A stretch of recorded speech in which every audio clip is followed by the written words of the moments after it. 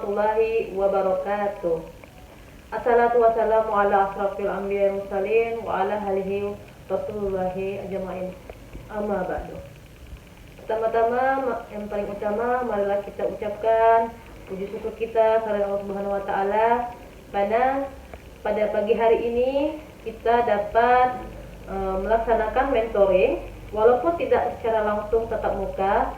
Namun Ibu harap apa yang Ibu sampaikan dengan tema mentoring kali ini dapat bermanfaat untuk anak-anak Ibu sekalian. Oke, tema hari ini, perkenalan dulu ya, karena kalian anak-anak baru, jadi Ibu perkenalkan. Nama Ibu Ayu Septiana Putri, Ibu guru mentoring kalian. Ya, tema hari ini yaitu tentang tawazun. Tawazun mungkin anak-anak Ibu yang MTS atau yang dari pondok pesantren sudah tahu apa arti tawazun. Tawazun yaitu keseimbangan, yaitu adil. Keseimbangan.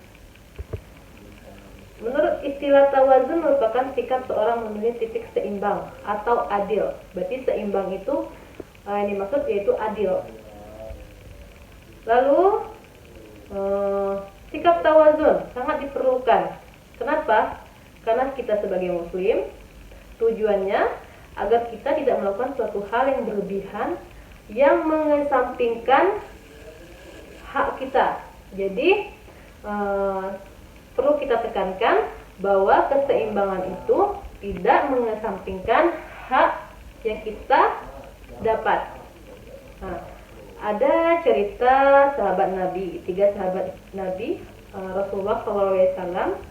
Yang pertama, dia mengutarakan isi hatinya dengan Rasulullah bahwa dia tidak akan menikah. Terus orang kedua mengatakan bahwa dia akan sholat terus menerus. Orang ketiga akan mengatakan bahwa dia sholat tidak berhenti-henti. Namun apa yang dikatakan Rasulullah SAW? Rasulullah SAW berkata, kalian jangan seperti itu. Masing-masing urusan ada haknya. Hak dunia ada, hak akhirat ada. Jadi jalankan hal itu dengan seimbang, kata Rasulullah. Berarti dalam kisah para sahabat ini dapat kita simpulkan bahwa hak dunia dan hak akhirat itu harus kita bersikap adil. Allah Subhanahu wa taala juga menciptakan alam ini dalam keseimbangan dan memerintahkan kita untuk menjaga keseimbangan itu. Seperti yang dimaksud dalam surat Ar-Rahman ayat 7 sampai 9 yang artinya, dan Allah telah meninggikan langit dan Dia meletakkan neraca keadilan supaya kamu jangan melampaui batas tentang neraca itu, dan tegakkanlah timbangan itu dengan adil, dan janganlah kamu mengurangi neraca itu. Ya, kemampuan manusia itu bertawazun didukung oleh fitrahnya. Manusia diciptakan dengan fitrah oleh Allah Subhanahu wa taala, yang mana fitrahnya itu adalah hanif, yaitu kecenderungan untuk melakukan kebaikan dan melakukan ketauhidan.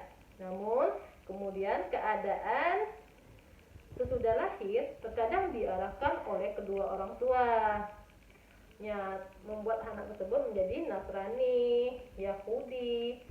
Apabila orang tua tersebut merupakan non-muslim, sebagaimana yang tercantum dalam surat Ar-Rum ayat 30, artinya, maka hadapkanlah wajahmu dengan lurus pada agama Allah.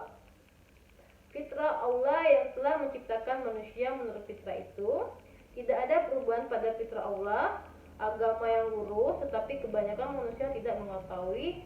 Serta hadis Rasulullah berbunyi, tiap bayi terlahir dalam keadaan fitrah. Orang tuanya lah yang menjadikan ia sebagai Yahudi, Nasrani, dan Majusi. Muttafaqun alaihi.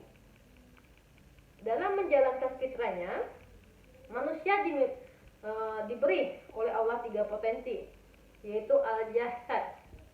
Al-jasad itu jasmani. Kita sebagai manusia menyadari bahwa masing-masing dalam diri kita pasti membutuhkan jasmani. Jasmani itu seperti makan, minum, kebutuhan istirahat, pakaian, kebutuhan yang kita butuh, tempat tinggal misalnya. Terus apa kata Rasulullah? Dalam hal jasmani ini, Rasulullah SAW memintakan kita untuk pertama dalam hal makan dan minum. Apa kata Rasulullah? Makanlah sebelum makanlah sebelum lapar, berhentilah sebelum kenyang.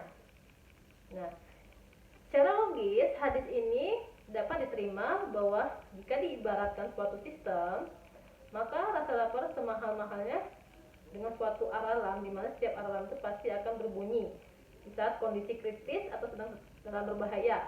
Maksudnya kalau kita lapar pasti perut kita akan berbunyi, keloncongan kan? Nah, seperti itu maksudnya. Dan yang kedua yaitu akal.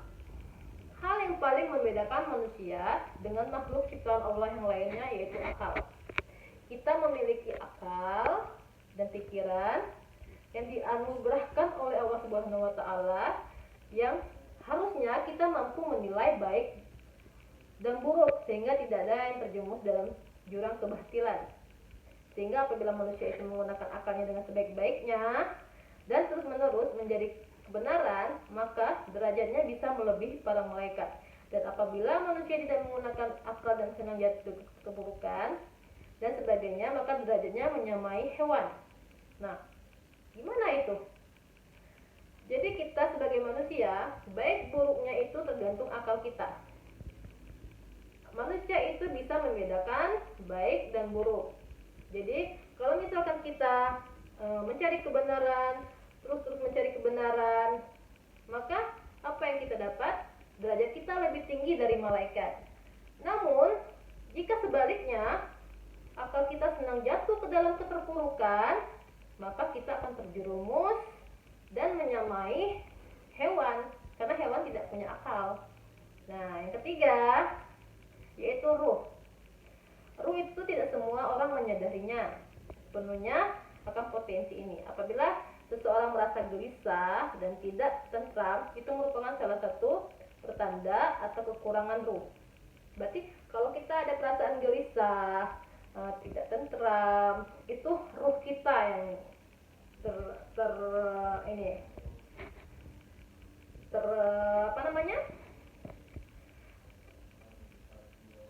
ruh, salah pertanda yang kekurangan ruh. Namun banyak di antara orang tidak paham akan hal yang melampiaskan hal-hal negatif. Nah, ruh kita, pikiran kita, ruh itu yang tidak terlihat, tidak kita sadari. Seperti minuman keras, narkoba, mencuri, bahkan bunuh diri. Itu sudah melewati akal, ruh.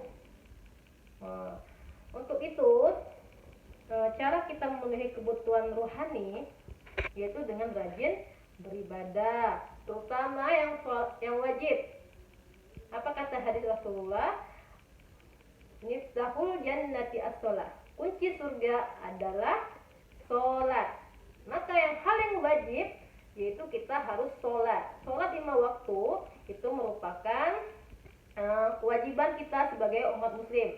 Jadi apabila kita tidak melakukannya, maka berdosalah kita.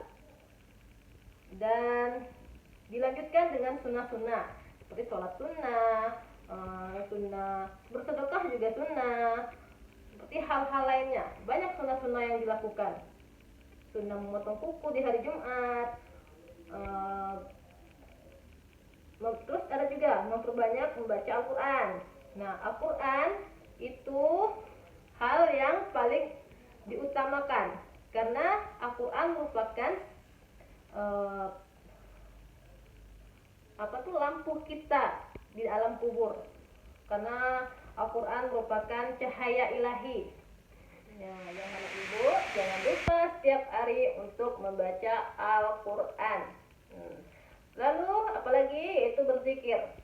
Berzikir merupakan hal yang sangat baik untuk kita agar kita dapat menenangkan diri kita, ketenangan rohani kita, agar kita terhindar dari apa yang membuat kita merasa tidak nyaman atau tidak tentram. Nah, kalau ibu biasanya zikir itu menenteramkan hati. Jadi rasanya sejuk. Baca Al-Quran juga begitu, sholat juga begitu.